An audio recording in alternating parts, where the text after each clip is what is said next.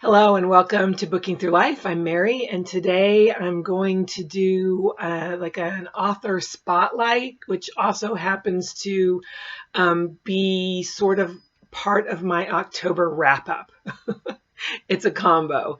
And happy Monday. So I think I've mentioned this. I'm hoping to make my Monday videos a little bit smaller, a little bit shorter, and talk about something bookish or have an author spotlight where I either talk about either one book or talk about just one author. So today we're going to talk about L.M. Montgomery. She is the author of the popular series Anne of Green Gables. And I'm talking about her because I have read the last 2 months and continuing through this month, November, I've been reading a lot of L.M. Montgomery's books because Elizabeth at lizziefayelovesbooks and Mitzi at mitzireadsandwrites are hosting a More Montgomery challenge where they're challenging readers to read more of Lucy Maud Montgomery's books than just the Anne of Green Gables series. And I don't have my bingo board. Oh, let's see. Here it is.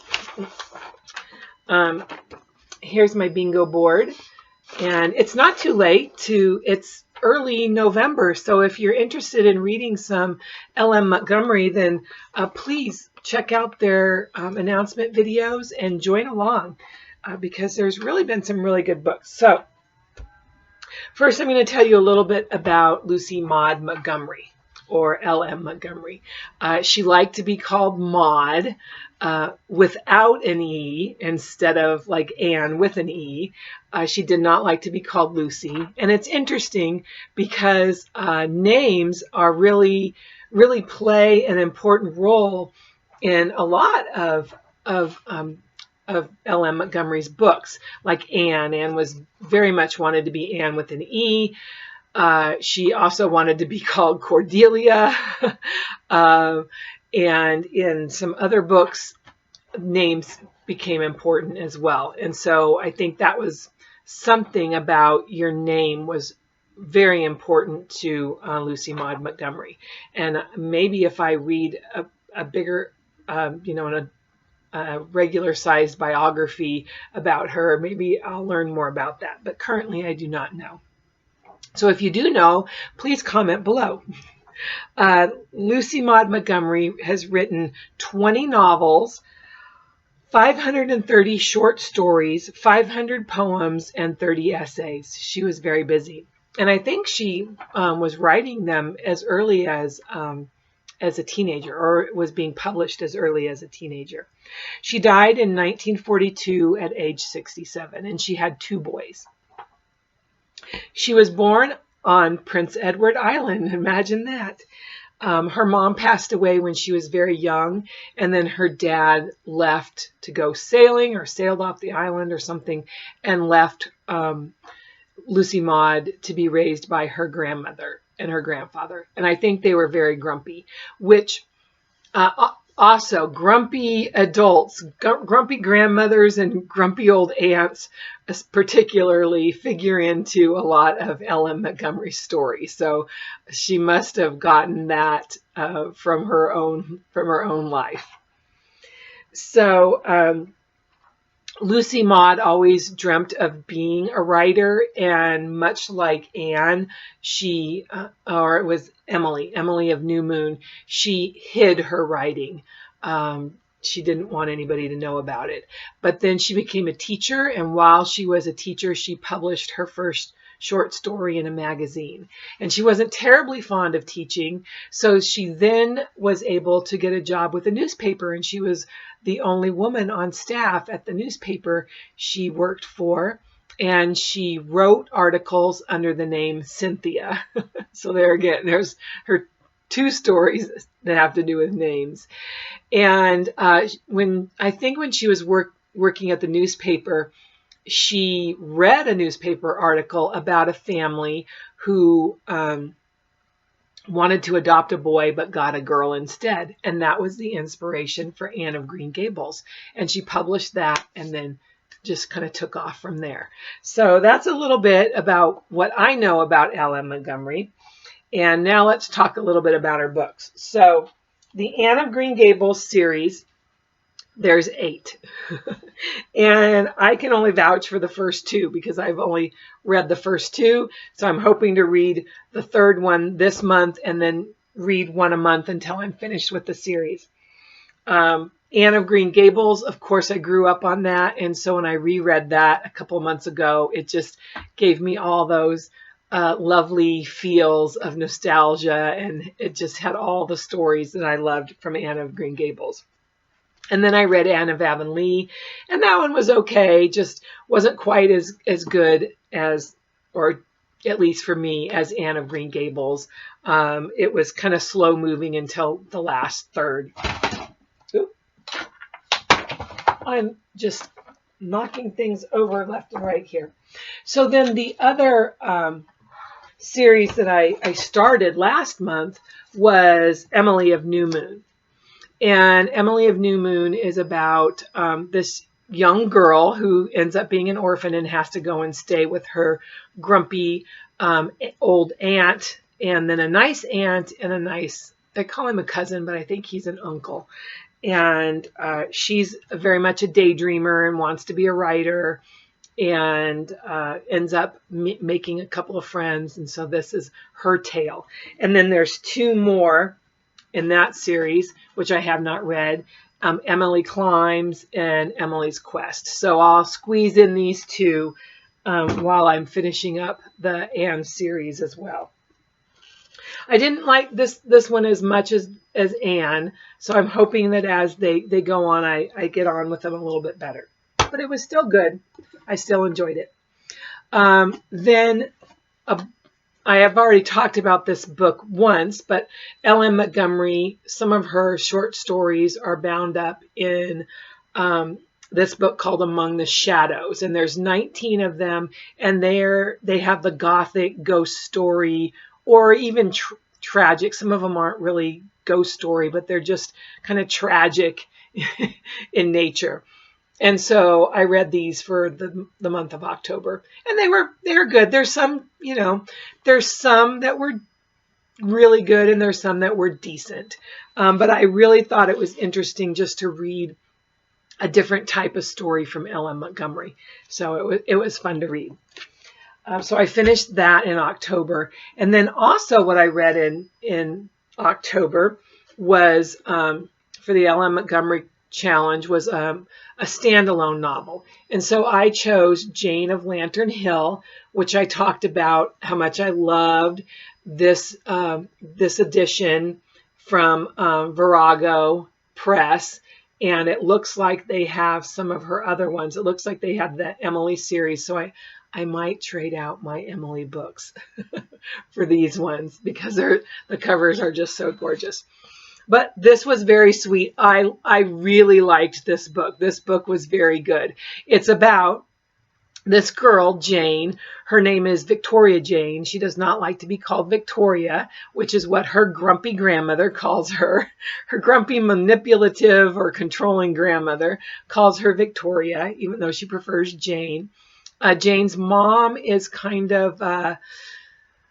she lets her mom, Jane's grandmother, control her quite a bit and doesn't really stick up for Jane. She's really under Grandma's thumb. Jane believes that her father has died, but she finds out one summer, right before summer, that her father lives in Prince Edward Island and wants her to come and visit him. And so she goes to Lantern Hill and visits her father. And then this is the story of that. And it's very sweet. And I just, the characters are so lovable. It's very good. If you love Anne of Green Gables, this is definitely, you'll definitely love this book. I didn't quite give Emily of New Moon that strong of a recommendation. But then I won this book because I'm partaking in the LM, or the More Montgomery Challenge, and Elizabeth is giving away a book a month. And so if you have read some LM Montgomery last month, please join on November 6th. You'll have to look up either Mitzi's channel or Elizabeth's channel to find out the time on that, and let either one of them know what you've read last month, and then your name will be put in the drawing. And then if you haven't read any, but you do want to join, read some this month, and then go through that same process, and they'll be having a live chit chat sometime probably early December for the last one. So I won this book. It's called The Blue Castle, and I wasn't planning on reading it this month, but I'd already read some Victorian novels. I had a couple more I could have read the last week of October, but I just kind of feel like I was Victobered out. I don't know if it was because the mayor of Casterbridge was particularly emotional for me, or I just thought a lot about it. So I just wanted something that was a little lighter. So I ended up reading a whole bunch of Ellen Montgomery in the last week of October. And so I read The Blue Castle. I read this in 2 days, and I love the cover. The cover is really, really pretty. I don't think there's a dedication in here, but it's a very sweet book. It's about Valency. Her family calls her Doss for a nickname, which she hates. And she has all of her relatives, her mom, her grandmother, the aunts and the uncles, they all pretty much have her under their thumb. She's 29 years old, but they treat her like she's 13. They really don't let her make any decisions on her own or do anything. And they even make fun of her a little bit.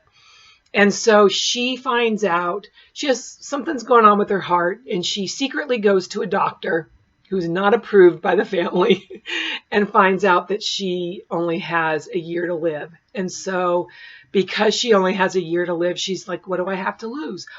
She finds her voice, she finds her identity, and she starts to live. And so this is the sweet story that chronicles her adventures as she again finds her identity. So I highly recommend this book. I might like this book better than Anne.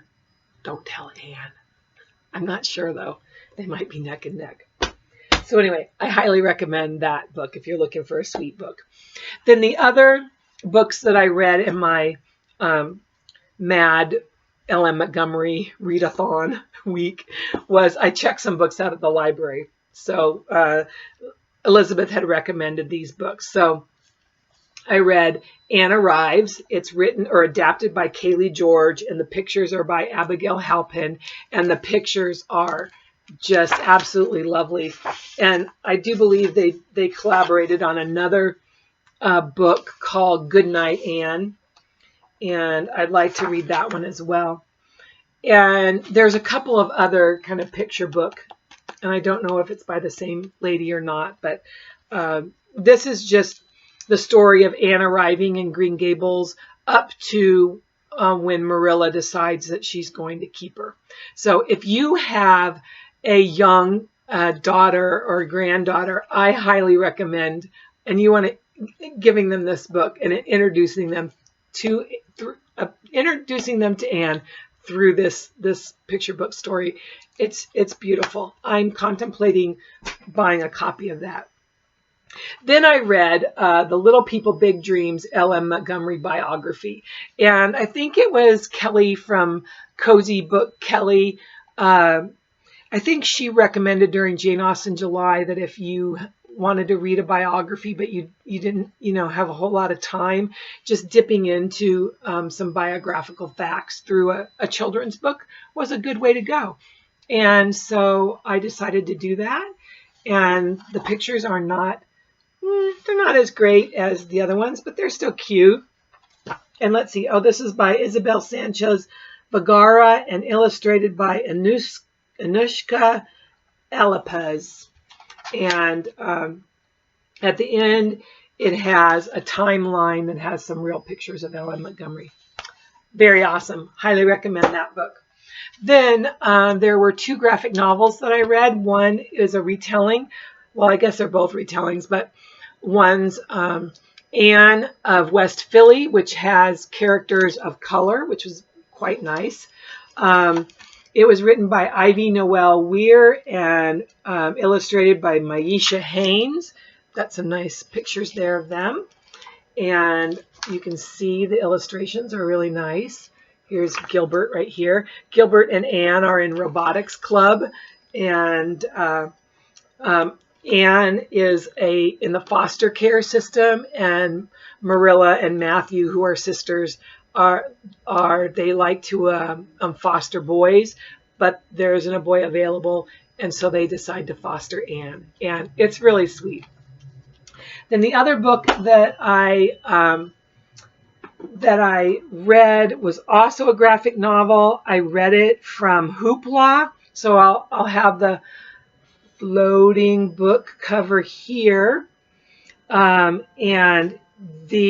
I'll try to show you, but there's probably glare. The illustrations are just fabulous. I want to buy this book because I just need those illustrations in my life. And I loved the dedication. Let's see if I can get to it really fast. Here it is. To Lucy Maud Montgomery, who reminds us that nothing is more powerful than a girl with an imagination. Isn't that fun? It was written by Mariah Marsden and Brenna Thumler. The illustrations were by Brenna Thumler. And again, I highly recommend this book. It was a great graphic novel. Anyway, then the last thing, and this is way too long. It was supposed to be a short, and it's not. And that's just the adaptations that I have. Enjoy this book, or these movies that have Megan Follows in it. So good. I watched these, and I only watched the first 4, and I gave them a very negative review. Elizabeth has watched all 3 seasons, and she says it gets much better in season 2 or 3. So I'm thinking of giving it a rewatch. And then I definitely want to watch the PBS ones, because I've seen this one, but I can't quite remember. I think I like the original one better, but I want to buy The Lantern Hill. I just haven't done that yet. And so that's my L.M. Montgomery experience. I just really wanted to encourage you that if you enjoy Anne of Green Gables, I know you will love some of these other books. I forgot this one. I'm hoping to read this one. This is a novel inspired by the life of L.M. Montgomery by Melanie Jane Fishbane, and it's a very beautiful covered book. So I'll let you know how I get along with that one later. I'm almost at 20 minutes, and this was only supposed to be like 10. I talk too much. Anyway, again, if you haven't dug deeper into L.M. Montgomery's books, please do. I recommend them. I don't think you'll be disappointed. And you can try them in a variety of different ways. Children's books, graphic novels, her straight out novel, retellings, and film adaptations. So anyway, I hope you're having a great Monday. I hope all your books are good books, and I'll see you next time.